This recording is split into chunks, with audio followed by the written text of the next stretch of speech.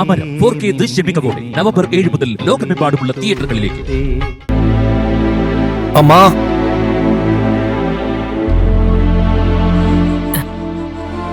എന്താ ഋഷി, എന്തിനാ വിളിച്ചേ? അമ്മ ലീ, മോനെ, അമ്മ പറഞ്ഞില്ലേ ദേവിക തെരഞ്ഞെടുപ്പിൽ നിൽക്കുക. അതിന്റെ കുറെ ജോലികളൊക്കെ ഉണ്ട്. പ്രസംഗിക്കണം, വോട്ട് ചോദിക്കണം. വേണ്ട. വേണ്ടാന്നോ? നിന്റെ നല്ല ഫ്രണ്ടല്ലേ ദേവിക, ഈ കുടുംബത്തിലൊരാള്, മോന്റെ കൂടെപ്പുറപ്പോ കൂട്ടുകാരിയോ പോലെ ഒരാള്. അവള് നല്ലൊരു നിലയിലാവണ്ടേ? പാവം, ഒറ്റയ്ക്കല്ല, ദേവികയ്ക്ക് വേണ്ടി ഒരുപാട് ആളുകൾ പ്രവർത്തിക്കുന്നുണ്ട്. മോൻ വിഷമിക്കണ്ട. ജയിക്കും. ആ, ജയിക്കും. ജയിപ്പിച്ചെടുക്കൂ ഈ അമ്മ. ദേവിക MLA ആവും.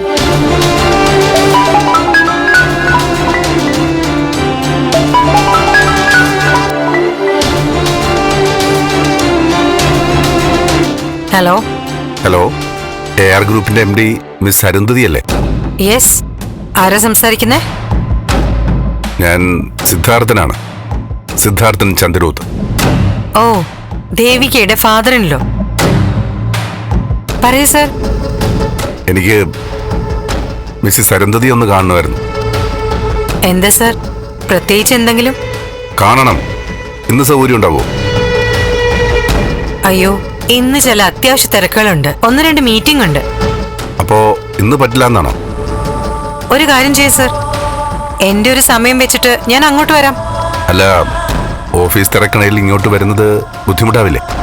അത് സാരില്ല സർ, എത്ര മണിക്കാ വരാൻ സാധിക്കാന്ന് പറയാൻ പറ്റില്ല. അതുകൊണ്ട് തന്നെ എനിക്ക് വേണ്ടി സർ വെയിറ്റ് ചെയ്യണ്ട. ഞാൻ വരുമ്പോ സർ ഇല്ലെങ്കിൽ അടുത്ത ദിവസം കണ്ടോളാം. ഓക്കെ, ശരി, താങ്ക് യു.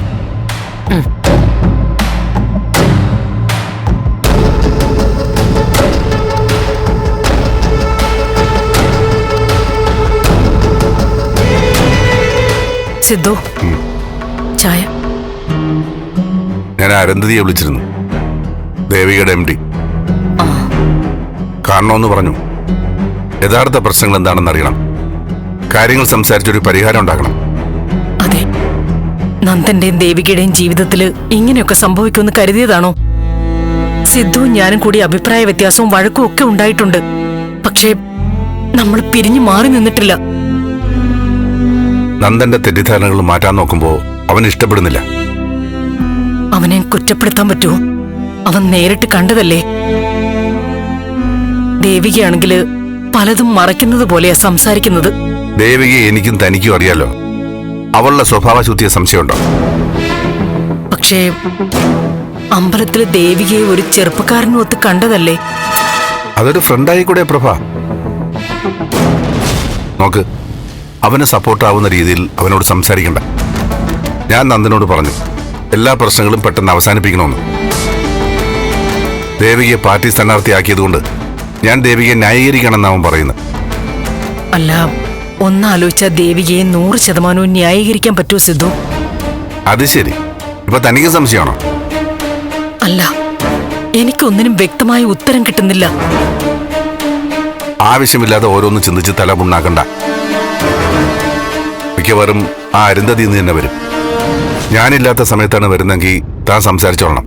എല്ലാം ക്ലിയർ ചെയ്യണം. ശരി.